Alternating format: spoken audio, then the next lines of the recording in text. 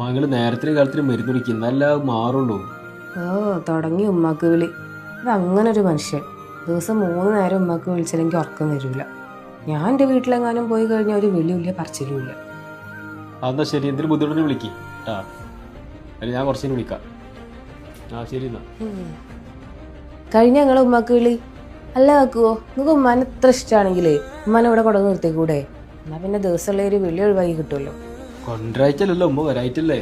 ഞാൻ എത്ര പറഞ്ഞിട്ട് ഇങ്ങോട്ട് വരാന്. ഉമ്മക്ക് ആ പഴയ വീടും ചുറ്റുപാടൊന്നും വിട്ടു വരാൻ താല്പര്യമില്ല. ഉമ്മാനെ ഇങ്ങനെ വിളിക്കുമ്പോഴേ ആ വീട്ടിൽ വേറൊരു മനുഷ്യജീവിയും കൂടെ ഉണ്ടല്ലോ, ഇവിടെ ഉപ്പ. അതെന്താ നിങ്ങൾ ഉപ്പാനെ വിളിക്കാത്തത്?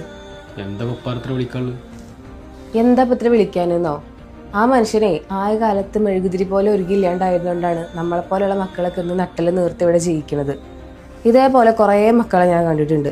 ഒരു പ്രായത്തിൽ കഴിഞ്ഞാൽ പിന്നെ ഉപ്പാനെ നോക്കൂല്ല, ഉപ്പാനോട് മിണ്ടൂല്ല, എന്തിനു ഒന്ന് തൊട പോലും ഇല്ല.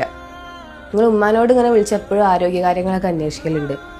നിങ്ങൾക്കൊക്കെ വേണ്ടി കഷ്ടപ്പെട്ട് ആരോഗ്യം നഷ്ടപ്പെടുത്തിയ ആ മനുഷ്യന് ഒരു പനി വന്നാൽ പോലും നിങ്ങൾ അറിയലുണ്ടോ? ഒന്ന് സുഖമാണെന്ന് വിളിച്ച് ചോദിക്കാറുണ്ടോ? നിങ്ങളിങ്ങനെയൊക്കെ അവോയ്ഡ് ചെയ്യുമ്പോൾ ഉപ്പയ്ക്ക് ഉണ്ടാവുന്ന ആ ഒരു ഫീൽ ഉണ്ടല്ലോ, അത് നിങ്ങൾക്ക് ഇപ്പം പറഞ്ഞാൽ മനസ്സിലാവില്ല. അത് മനസ്സിലാവണമെങ്കിലേ നിങ്ങൾ ആ പ്രായത്തിലെത്തണം. എന്നിട്ട് നിങ്ങളുടെ മക്കൾ നിങ്ങളോട് ഇങ്ങനെയൊക്കെ പെരുമാറണം. അപ്പം മനസ്സിലാവും നിങ്ങൾക്ക് ആ ഒരു വേദന. ഉമ്മാനോടുള്ള സ്നേഹം വേണ്ടാന്നല്ല, അതുതന്നെയാണ് സ്വർഗം. അതുപോലെ തന്നെ പ്രധാനപ്പെട്ടതാണ് ഉപ്പനോടുള്ള സ്നേഹവും കടപ്പാടുകളും. അത് നിങ്ങൾ മറക്കണ്ട.